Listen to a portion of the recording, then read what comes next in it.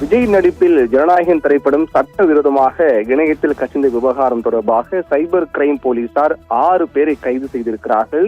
6 பேரிடம் தீவிர விசாரணை மேற்கொள்ளப்பட்டு வருகிறது. இதன் மூலமாக இந்த விவகாரத்தில் மிக முக்கியமான ஏதும் தகவல்கள் கிடைக்கலாம் என்றும் எதிர்பார்க்கப்படுகிறது. நடிகர் விஜய் நடித்திருக்கக்கூடிய ஜனநாயகன் திரைப்படம் இணையதளங்களில் சட்டவிரோதமாக வெளியான விவகாரம் தொடர்பாக ஏற்கனவே தமிழ்நாடு சைபர் கிரைம் போலீசார் தீவிரமாக விசாரணை தொடங்கினார்கள். இந்த விசாரணையுடைய பின்னணி பொறுத்தவரையில் தமிழ் திரைப்பட தயாரிப்பாளர் சங்கத்தினுடைய முன்னாள் தலைவர் KR தமிழக டிஜிபியிடம் புகார் அளித்திருந்தார். இந்த சட்டவிரோத செயலில் தனி நபர்கள் ஈடுபட்டுள்ளார்களா, தொழில்நுட்ப ரீதியாக படம் எங்கே இருந்து கசிந்தது, தணிக்கை அலுவலகத்துக்கு அனுப்பப்பட்ட நகலில் இருந்து ஏதேனும் கசிவு ஏற்பட்டதா என்ற கோணத்தில் விசாரணை நடத்தி வருகிறது சைபர் கிரைம் போலீசார்.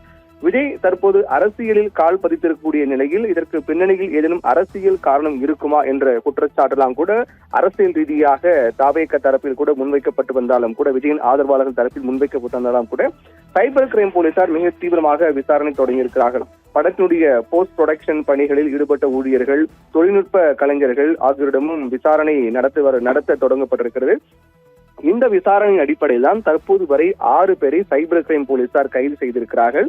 படத்தை முதலில் இணையதளத்தில் பதிவேற்றம் செய்தது யார் என்பதை கண்டறிவதற்காக சம்பந்தப்பட்ட இணையதளங்களில் IP முகவர்களை வைத்து போலீசார் ஆய்வு செய்யக்கூடிய பணியை மேற்கொண்டு வருகிறார்கள்.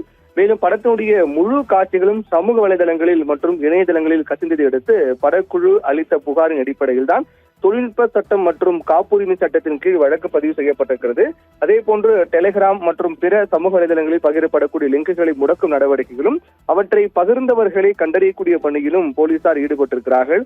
படக்குழுவிற்குள்ளேயே யாராவது இது போன்ற செயலில் ஈடுபட்டிருக்கிறார்களா என்பது குறித்தும் போலீசார் தீவிரமாக விசாரணை மேற்கொண்டு வருகிறார்கள்.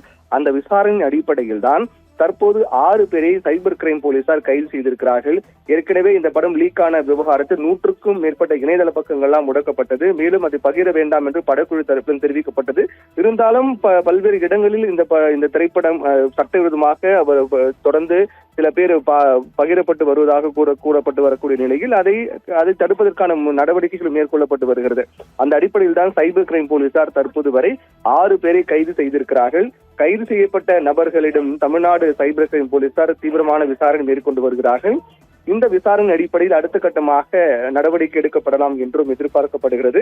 இந்த நிலையில்தான் இதுக்கு முன்னதாகவே தணிக்கை சான்றுக்காக திரைப்படம் காத்திருக்கக்கூடிய நிலையில் வீடியோ கசிந்ததற்கும் தங்களுக்கும் தொடர்பு இல்லை என தணிக்கை வாரியம் ஏற்கனவே விளக்கம் அளித்திருந்தார்கள்.